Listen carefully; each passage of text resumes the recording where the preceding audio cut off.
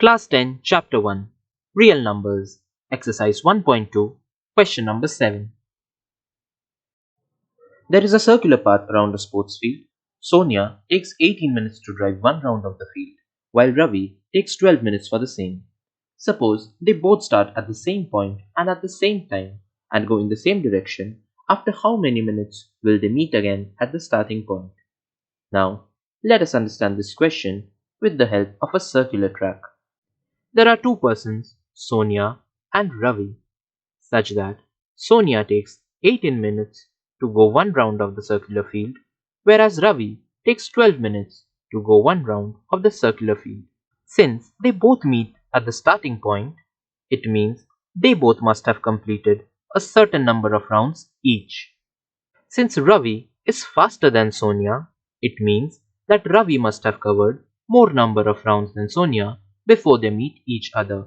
Since Sonia takes 18 minutes and Ravi takes 12 minutes to complete one round of the circular track, it means the time after which they meet must be a common multiple of 18 minutes and 12 minutes.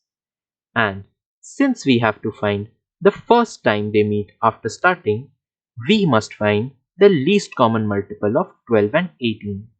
So let us see how we can find the LCM of these two numbers.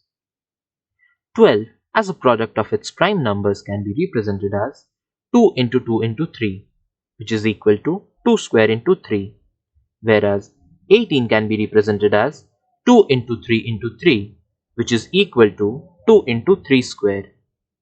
We know that the LCM is the product of the greatest power of each prime factor involved in the numbers. So, the prime factors involved in the numbers 12 and 18 are 2 and 3.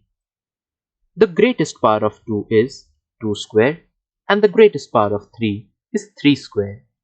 Taking the product of these numbers, we get 36. So the time after which they first meet will be the LCM of 12 and 18, which is 36 minutes.